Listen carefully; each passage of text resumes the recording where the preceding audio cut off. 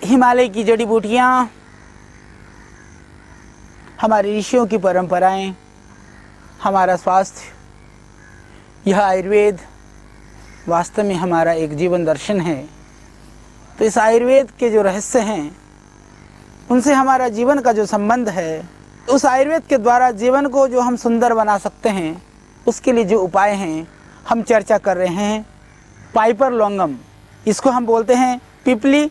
हालांकि मेरे चारों ओर इसका जंगल है और कीड़े मकोड़े भी बहुत हैं, और पर यह औषधीय पौधा है। जब मनुष्य के लिए यह बहुत लाभकारी हो सकता है, तो निश्चित रूप से इस पौधे से बहुत सारे कीट पतंग भी अपने नया जीवन को पा रहे होंगे। तो हम चर्चा कर रहे थे आज पाइपर लॉन्गम के विषय में। यह पिपली आयुर्वेद का बहुत प्रसिद्ध और यह जाना पहचाना नाम है।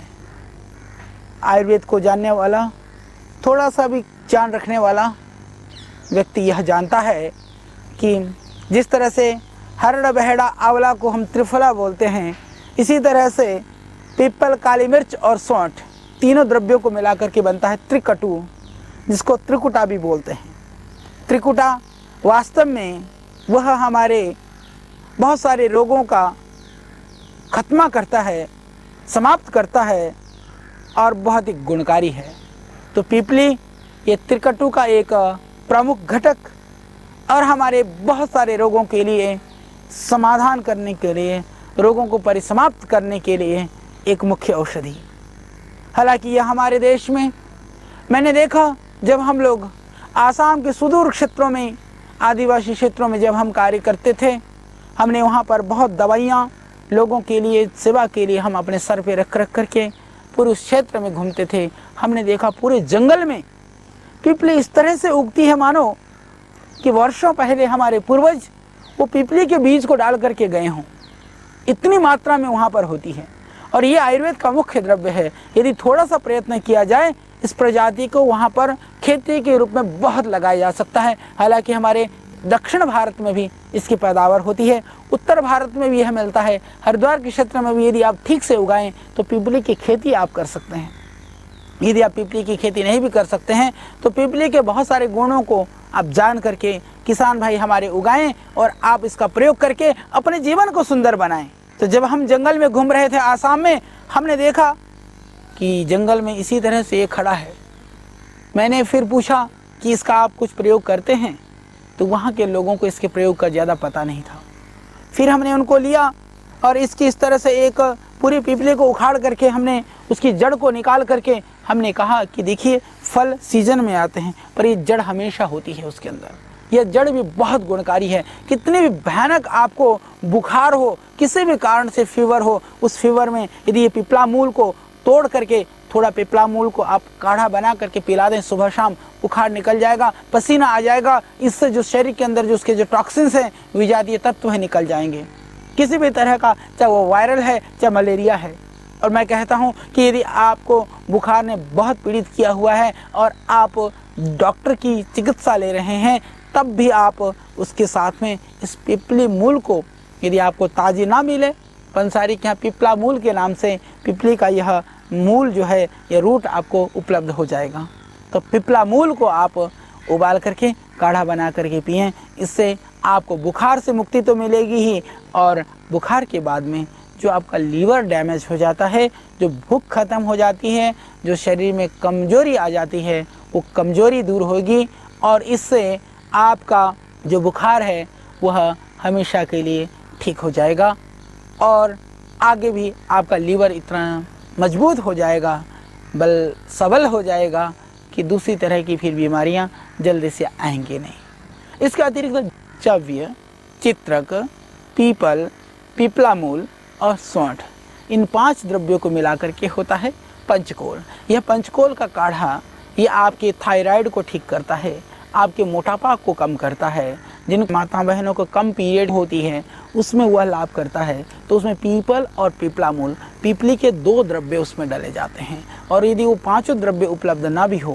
पीपल और पिपला मूल, पीपल मीन्स एक वृक्ष पीपल होता है, वह नहीं, यह पिपली और इस पिपली की जो जड़ है, दोनों को मिला करके आप बराबर मात्रा में ले लें। लगभग दोनों को मिलाने के बाद में जब आप 1.5 ग्राम पीपल हो, 2 ग्राम 3 ग्राम इसकी जड़ हो, या 1.5 ग्राम पीपल हो, 1.5 ग्राम पीपला मूल हो, 3 ग्राम ले करके आप दोनों को मिला करके आप काढ़ा बना करके पिएं। जो मेरी माताओं को, हमारी बहनों को, जिनको पीरियड में प्रॉब्लम होती है, बहुत पेन होता है, बहुत दर्द होता है, या पीरियड समय पर नहीं होता है, उसके लिए यह बहुत अचूक औषधि है। थोड़ा गर्म है, हाँ, ध्यान रखें।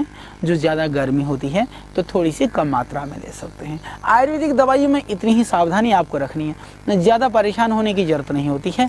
कुछ औषधियों में जहाँ जहाँ ज़्यादा ज़रूरत है सावधानी की, मैं ज़रूर आपको बताने का प्रयत्न करता हूँ। बाकी छोटी मोटी सावधानियों की ज़रूरत होती है। जैसे आपकी शरीर की प्रकृति गर्म है तो आप गर्मी का मौसम है, थोड़ी कम मात्रा में आप ले लें, थोड़ी डोज कम कर दें अपनी अवस्था के हिसाब से, अपनी आयु के हिसाब से और आपकी शारीरिक बल और अबल के हिसाब से। बल का मतलब ये नहीं है कि कोई मोटी तगड़ी सी है तो उसको बहुत ताकत है, ऐसा नहीं है। प्रायः हम शरीर की शक्ति का आकलन शरीर के स्थूलता से और पतलेपन से करते हैं, कि बहुत स्थूल काय भी बहुत कमज़ोर हो सकते हैं, जो बिल्कुल दुबले पतले भी बहुत बहुत बलशाली भी हो सकते हैं।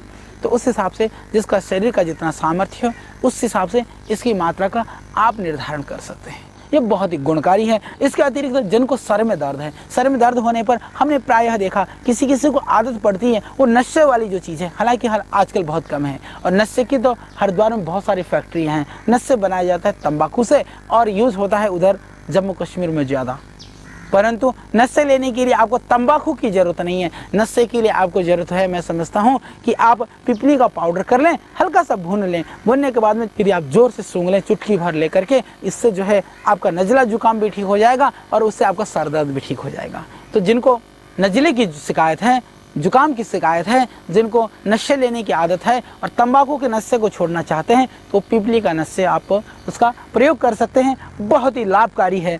और यदि जिनको नींद कम आती हो, नींद लाने में भी पिपली बहुत अच्छी औषधि है। ज़्यादा नहीं, सिर्फ 1 ग्राम पिपली का पाउडर कर लें और 1 ग्राम पाउडर को रात को सोते समय दूध में उसको या तो पकाएं और या फिर उस पाउडर को ले करके आप दूध पी करके रात्रि को सो जाएं। बहुत अच्छी नींद आएगी, उससे कफ नहीं बनेगा, उससे आपके शरीर में दर्द नहीं होगा। और जो मैंने बताया त्रिकटु, पीपल, काली मिर्च और सौंठ, तीनों को मिला करके आप पाउडर करके रखिए। यदि उसको 2-3 ग्राम की मात्रा में प्रातः सायं सेवन करते हैं तो उससे आपके कफ रोगों से होगी मुक्ति। किसी भी तरह का कफ का रोग है, बलगम है, खांसी है, उसमें भरपूर मिलेगा आपको आराम। बहुत ही अच्छा प्रयोग है कफ के लिए, बलगम के लिए। और जिनको अस्थमा की परेशानी है, जिनको श्वास रोग है, श्वास रोग में भी पीपल बहुत अच्छा काम करता है। सिर्फ पीपल का पाउडर करके 2 ग्राम की मात्रा में लगभग यदि आप चाट लें तो आपको श्वास रोगों से मिलेगी मुक्ति। हालांकि हमारे आश्रम के अंदर हम स्वासारी क्वाथ बनाते हैं। स्वासारी क्वाथ के अंदर यह पीपला मूल डाला जाता है और स्वासारी रस जो शहद के साथ चाटने की औषधि है उसके अंदर त्रिकटु भी डाला हुआ है। वो अस्थमा के जितने भी जो आयुर्वेद में औषधियाँ होती हैं, जितने भी कफ वाली दवाइयाँ होती हैं, उसमें अलग अलग मात्राओं में इस पिपली का प्रयोग निश्चित रूप से कहीं ना कहीं जरूर होता है। प्रायः तो मिलेगा ही मिलेगा आपको। तो ये कफ के लिए और अस्थमा के रोगों के लिए बहुत ही गुणकारी और बहुत ही लाभकारी है यह। और इसका रतौंधी में भी जिनको नाइट ब्लाइंडनेस की जो शिकायत है, रात को यदि आपको दिखाई नहीं पड़ता हो तो पिपली को, हालांकि बहुत लगती है, पर पिपली को यदि आप काजल बना लेते हैं, पिपली का काजल बनाने के लिए आप ऐसा करें, पिपली का बिल्कुल बारीक पाउडर कर लें, घी मिला लें, रुई में आप उसको मिला करके बत्ती बना लें, बत्ती बना करके उसको जला लें, जला करके उसका काजल बना लें। काजल बना करके उस काजल का भी यदि अंजन करते हैं उससे उसकी आंखें ठीक रहेंगी। मेरी माताएं बहनें नज़र से बचाने के लिए लगाती हैं। नज़र से बचने का मतलब यही है कि जो दूसरी तरह की जो बैक्टीरिया हैं, वायरस हैं, दूसरे बाहर के जो दूषित वातावरण का जो प्रभाव है उससे बचना ही वास्तव में नज़र से बचना है। तो उससे आप बच सकेंगे। रतौंधी के लिए बहुत ही अच्छा उसका प्रयोग है। यदि गले की खराबी है, यदि स्वर भंग है, आवाज़ नहीं निकल रही है, तो उसमें भी आप इसका प्रयोग कर सकते हैं। इसका पाउडर करके उस पाउडर को यदि आप चाटते हैं शहद से तो पूरा लाभ मिलेगा। और जो छोटे बच्चे हैं जिनको दांत निकलते समय बहुत भयानक पीड़ा होती है, परेशानी होती है, उसमें भी ये पिपली बहुत ही अच्छा प्रयोग है। क्या करें, पिपली को थोड़ा सा घिस लीजिए चंदन की तरह से। पिपली को घिस करके उसमें थोड़ा सा शहद मिला करके बच्चे को चटा दीजिए। उससे उनका जो इंडाइजेशन की जो शिकायत है, पेट में अफारा है या बच्चों का कफ बढ़ा हुआ है, तो कफ के लिए भी, अफारा के लिए भी बहुत ही अच्छा है। और दांत निकालते समय जो होने वाली परेशानी है और उससे जिनको दस्त लगते हैं, दस्त के लिए भी बहुत ही अच्छा है। तो कोलाइटिस के लिए भी ठीक है, संग्रहणी के लिए भी अच्छा है। बच्चों को जो हरा पीला दस्त होता है, बड़े लोग ले लें तो ज़्यादा ले लें। और आपको यदि पशु को भी दस्त लग जाए, गाय भैंस को भी दस्त लगे या गाय भैंस को भी इस तरह की कफ की या इस तरह की शिकायत है, तो आप ज़्यादा मात्रा में सेवन करा सकते हैं। लगभग 4 गुनी या 8 गुनी, हम आदमी को 2 ग्राम बता रहे हैं तो आप पशुओं को 15-16 ग्राम दे दीजिए, तो इससे पूरा लाभ होगा। और इसके अलावा एक और प्रयोग है जिसको पिपली कल्प बोलते हैं। शास्त्र में तो वो 50-60 पिपली तक पहुंचाने का विधान है, पर आजकल लोगों के अंदर इतनी शक्ति नहीं है, इतना सामर्थ्य नहीं है। ऋषियों ने इसीलिए देश काल परिस्थिति के हिसाब से औषधि के जो मात्रा है उसका निर्धारण का विधान किया। और कभी कभी हमारे जो वैद्य लोग हैं आपस में इस बात को लेकर के बहस भी करते हैं कि औषधि की मात्रा का निर्धारण कैसे हो। मैं कहता हूं कि जितनी मात्रा आज शारीरिक क्षमता को देखते हुए अनुकूल हो, उतनी मात्रा ही सर्वोत्तम है। तो पिपली कल्प के लिए हमने 11 पिपली तक का जरूर कराया है। 11 पिपली तक के लिए पिपली कल्प करने के लिए मैं आपको उपाय बताता हूँ। श्रद्धेय स्वामी जी भी इस उपाय को बताते हैं। आप एक पिपली को, जितना दूध आपको हजम होता है, 2 गिलास आप यदि डाइजेस्ट कर सकते हो तो 2 गिलास दूध जो है आप डाल करके एक पिपली को पकाएं।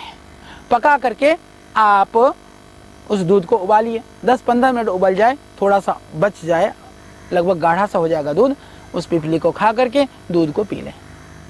आप प्रयत्न करिए कि बाद में कुछ भी नहीं खाएं। दोपहर को भूख लग जाए, शाम को भूख लगे तो बिल्कुल हल्का सा कुछ आहार लीजिए। कम से कम अन्न पर रहें, जितना कम खाया जा सकता है उतना खाएं। इसी तरह से दूसरे दिन 2 पिपली डालें, फिर दूध को उसी तरह से पकाएं, फिर आप सेवन करें।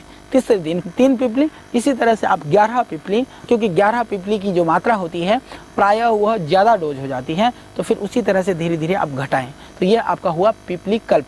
लगभग यह 21 दिन में 3 सप्ताह आपको लगेगा। फिर आप देखेंगे कि उस समय में आप यदि आहार पे संयम रखते हैं तो इससे दूर होगा आपका कफ, आपका अस्थमा, और इससे शरीर बनेगा सुंदर। आपको चेहरे पर आएगी कांति, और आपके दर्द, जोड़ों में दर्द वगैरह है तो उससे मिलेगी मुक्ति। और आपको मोटापा है तो मोटापा हो जाएगा कम। यह पिपली कल्प बहुत ही एक शास्त्रीय, बहुत ही दिव्य प्रयोग है, उसका भी आप प्रयोग कर सकते हैं। और हृदय रोग में भी पिपली और छोटी इलायची का पाउडर करके 1-1 ग्राम, पिपली 1 ग्राम, छोटी इलायची 1 ग्राम, यदि अर्जुन के छाल के काढ़े में डाल करके पिएं तो हृदय की शक्ति बढ़ेगी। दूध में डाल करके पिएं तब भी आपके हृदय को ताकत देगी। ये बहुत ही अच्छा प्रयोग है हृदय के ताकत के लिए, हृदय संबंधी रोगों को दूर करने के लिए। और किसी भी तरह से माताओं बहनों को दूध की कमी है तो शतावर बहुत गुणकारी है। यदि 3 ग्राम शतावर का पाउडर के अंदर 1 ग्राम या 2 ग्राम पिपली का चूर्ण मिला करके दूध में पका करके भी ले सकते हैं, इससे दूध बढ़ेगा। यदि नहीं पका करके लेना हो तो 5 ग्राम पाउडर को, या फिर थोड़ी कम लेना चाहती हो तो 2 ग्राम शतावर का पाउडर और 1 ग्राम पिपली का पाउडर, 3 ग्राम से 5 ग्राम इसकी मात्रा है, इसको मिला करके दूध के साथ आप लें। तो मेरी माताएं बहनें, स्तनपान बच्चों को जरूर कराना चाहिए। आजकल फैशन में लोग स्तनपान नहीं कराते हैं। हमारे यहाँ तो प्राचीन काल से आप जानते हैं ना, जब चैलेंज किया जाता है तो माँ के दूध का चैलेंज किया जाता है कि आजा मैदान में, यदि तूने पिया है माँ का दूध तो माँ के दूध से आप बच्चे को वंचित न रखें, दूध जरूर पिलाएं। और आज जो स्तन कैंसर आदि जो भयानक बीमारियां हैं, उसका एक मूल कारण है वह स्तनपान न कराने से भी जो माताएं बहनों का जो स्तन में दूध रह जाता है वो बाद में जाकर के विकृति पैदा करता है और स्तन कैंसर आदि होने की संभावनाएं भी रहती हैं। उससे जो आपकी ममता है वो कहीं पूरी तरह से जागृत नहीं हो पाती है। यदि आप बच्चे को स्तनपान नहीं कराती है तो बच्चे का जो शारीरिक सौष्ठव और जो बच्चे की जो शक्ति है, हम तो देखते हैं यदि जिस बच्चे को, जिस गाय के बछड़े को, बछड़ी को ज़्यादा दूध मिलता है वह हृष्ट पुष्ट होता है। जिसको दूध नहीं मिलता है वो जीवन भर कितना भी टॉनिक और खुराक खिला दो फिर भी कमजोर रह जाता है। जिस बच्चे को माँ का दूध भरपूर मिलता है वो मानसिक रूप से, शारीरिक रूप से और आध्यात्मिक रूप से सबल रहता है। इसलिए बच्चे को दूध जरूर पिलाइए। पर दूध यदि कम आता है तो माताएं, मैं बता रहा हूँ आपको उपाय, आप पिपली और शतावर का पाउडर करके आप इसका प्रयोग कर सकते हैं। इससे दूध बढ़ेगा। 2 ग्राम शतावर का पाउडर, 1 ग्राम पिपली, या मैं यूँ कहूँ कि 2 भाग शतावर 1 भाग पिपली, दोनों को मिला करके आप पाउडर सुबह शाम दूध के साथ सेवन करिए। इससे आपका दूध बढ़ेगा और इससे आपका बच्चा भी हृष्ट पुष्ट होगा। आपको इससे आपके शरीर में कमजोरी नहीं आएगी, इससे आपके शरीर में दर्द नहीं होगा। इसमें आपकी कमजोरी के लिए, आपके शरीर के पीड़ा के लिए, और जब डिलीवरी के बाद में आपका शरीर जो पेट फूल जाता है वो भी नॉर्मल इसमें आ जाएगा। और जनरली भी यदि कभी पेट में दर्द भी हो, 1 ग्राम पिपली का चूर्ण शहद मिला करके चाटने से भी वह भी कम हो जाता है। जैसे मैंने बताया, पिपली और पिपला मूल का काढ़ा बना करके पीते हैं तो इससे मोटापा भी कम हो जाता है। हालांकि इसके बहुत सारे प्रयोग हमारे शास्त्रों में लिखे हैं, इतने सारे प्रयोग हैं। लीवर के लिए, जिनका लीवर बढ़ा हुआ है या स्प्लीन बढ़ा हुआ है, उसके लिए भी यदि पिपली का काढ़ा बना करके पीते हैं, पीपल के जड़ का भी काढ़ा बना करके पीते हैं। काढ़ा बनाने के लिए लगभग 5 ग्राम की मात्रा में पिपला मूल ले लें, 1 ग्राम पिपली ले लें, दोनों को उबाल करके 200 ग्राम पानी में 50 ग्राम बचे छान करके पिएं। बहुत सारे इसके प्रयोग हैं, बहुत सारे प्रयोग हैं, पर इतना जरूर सोचिए कि ये पिपली बहुत गुणकारी है। तो ये बहुत ही अच्छा है दर्द के लिए, और दर्द वाले तेल में भी यह पड़ता है। और लीवर के लिए, आपके प्रसूत रोग के लिए, आपके दूध को बढ़ाने के लिए, आपके भूख को बढ़ाने के लिए बहुत ही गुणकारी है। तो इस पिपली के बहुत सारे प्रयोगों को आपने सीखा तो ये बिल्कुल निरापद है। और अपने घर में पिपली लगाइए, कितना सुंदर लगता है, कितना अच्छा पौधा है, देखने में देखिए कितना अच्छा लग रहा है। घर की सुंदरता को और आपके तन की सुंदरता को, तन भी सुंदर, घर भी सुंदर और शरीर रोग मुक्त, उसके लिए पिपली भी लगाइए, उसका प्रयोग कीजिए, औरों को भी इसके प्रयोग से आप उनको लाभान्वित कराइए।